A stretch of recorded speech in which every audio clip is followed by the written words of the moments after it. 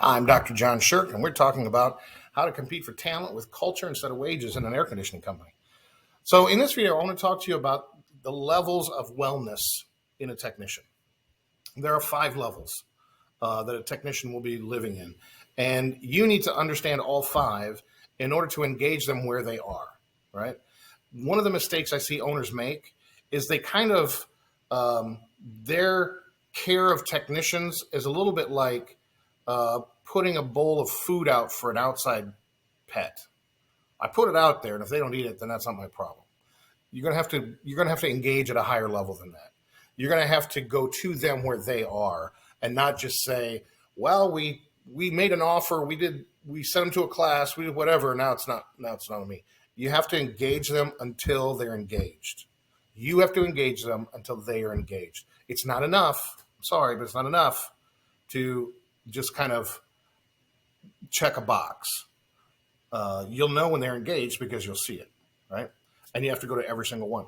Now, what do you do? In terms of their wellness, this is kind of a big picture model, and it's based on the research of Abraham Maslow. It's Maslow's hierarchy of needs. And it's a standing model. It's been around for 100 years, but it's a good model for how to engage a technician in terms of their wellness. So the bottom level, level 1, is just their survival needs: food, clothing, shelter. Do they have what they need this month? Will they be able to pay the rent this month? What is their level of urgency around having enough now for them and their family? Okay, that's the first need. So let's say that need is met. That rolls over to level 2, which is the continuation of that need being met. So, for example, if they have enough for this month, but they're in constant fear that they're going to be fired, then they don't have level 2. They need to have confidence that those basic needs are going to continue to be met. All right, that's level 2. Level 3 are relationship needs, intimacy needs.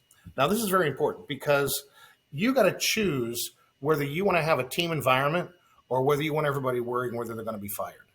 Because literally, a person who is not sure about the continuation of their needs being met is literally unable to engage on the relationship level sincerely. They'll fake it. They'll go, yeah, great meeting. Yeah, so we're team. They're faking it, right?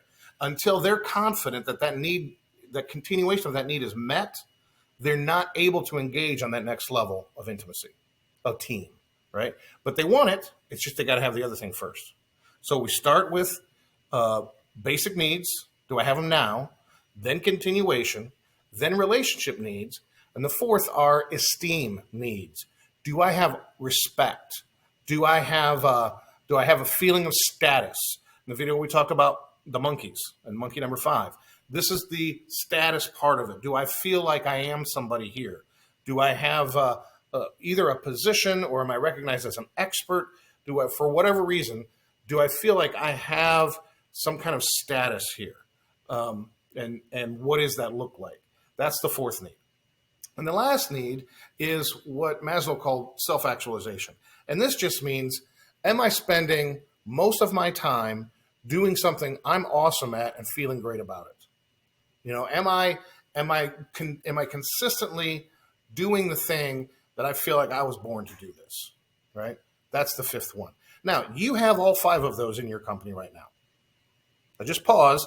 If you made a list of everybody in your company, all 5 of those exist in your company right now, right?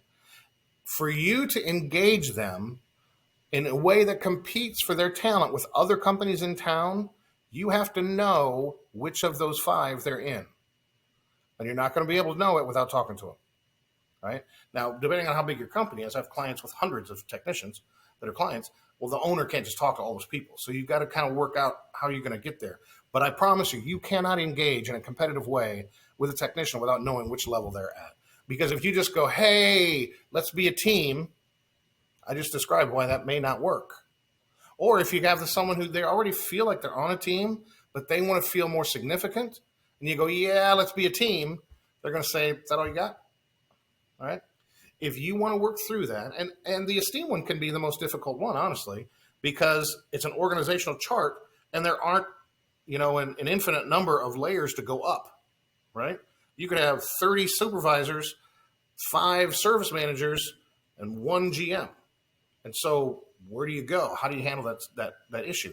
That's really what the whole process is about, is how do you handle that issue, right? But those are the 5.